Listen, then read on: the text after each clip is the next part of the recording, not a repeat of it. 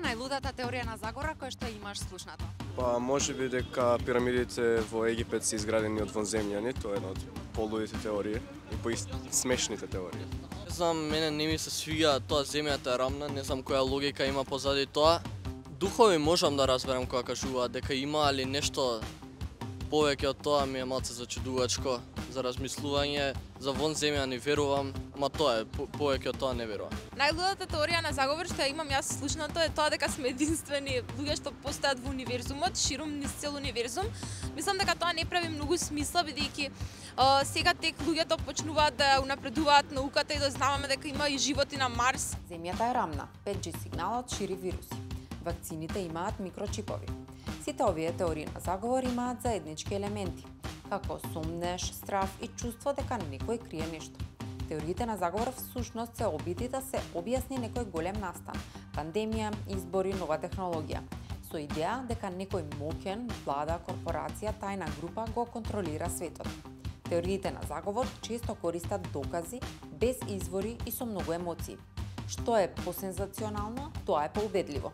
А токму тоа е и целта. Кога гледаш шокантно видео или објава, што прво правиш? Имам направено грешка, ќе признам да го споделам прво видеото пред да проверам дали е вистина теоријата или не е вистина. Јас мислам дека зависи од теоријата, ако е нешто за некој посериозна тема на разговор, тоа треба да се прогугла, а не е ништо штетно да се сподели, да се разговара со друштво, со било што.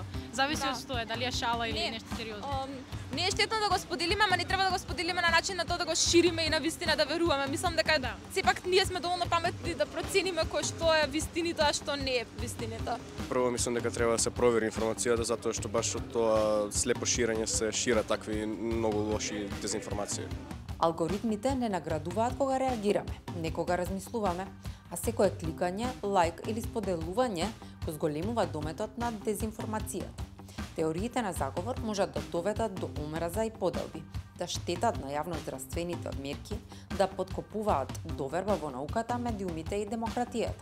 Дали си слушнала за некоја теорија на заговор што ти звучала убедливо и зошто мислиш дека луѓето веруваат во теории на заговор? Луѓето мислам дека тоа си го гледаат како начин да се утешат. Интересно е да веруваш во нешто дека не се ставаш граници. Дефинитивно има некои теории што се можеби по блиски до вистината и тие понекогаш можеме да веруваме и сум верувал, но некои теории се стварно многу бизарни, не гледам поента да се верува во некој од нив, а многу луѓе веруваат можеби затоа што лесно се шират такви идеи и кога повеќе луѓе ќе кажат тоа го слушнав, така и така беше, многу луѓе почнуваат да веруваат, а мислам дека почнуваат да се шират заради политички обидувања, заради пари прво се ако се гледаат видеата се шират, добиваат пари луѓето што ги објавуваат и така. Луѓето веруваат во теории на заговор поради неколку причини. Кога се случуваат големи или страшни работи, сакаат едноставно објаснување. Теоријата на заговор нуди одговор кога реалноста е премногу сложена. Потоа поради недоверба во институции и медиуми. Поверојатно е да поверуваат во алтернативната вистина. Верувањето во тајна вистина те прави дел од посебна група, што знае нешто што другите не го знаат. Тоа создава чувство на моќ, но и изолација од реалност. Како можеш да препознаеш теорија на заговор? Ако е скроз бизарно нешто што е што нема никаква допирна точка со реалноста, се знае дека е некоја теорија на заговор и секако со истражување, со читање, со гуглање и така натаму.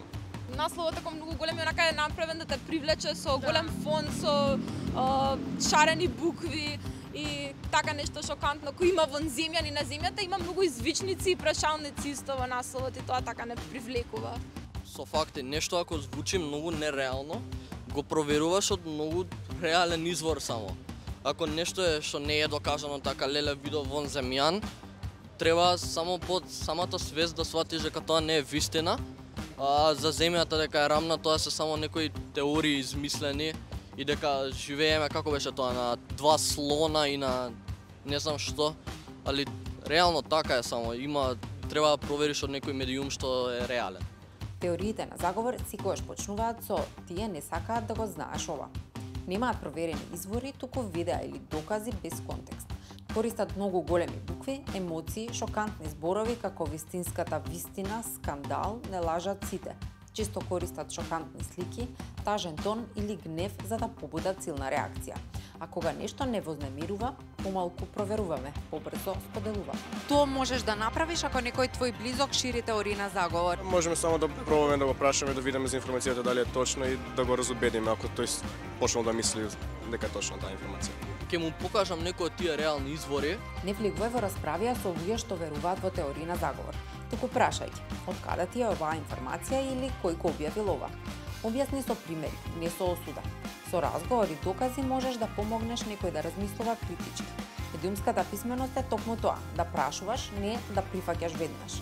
Запомни, да бидеш критичен не е исто со да не веруваш во ништо.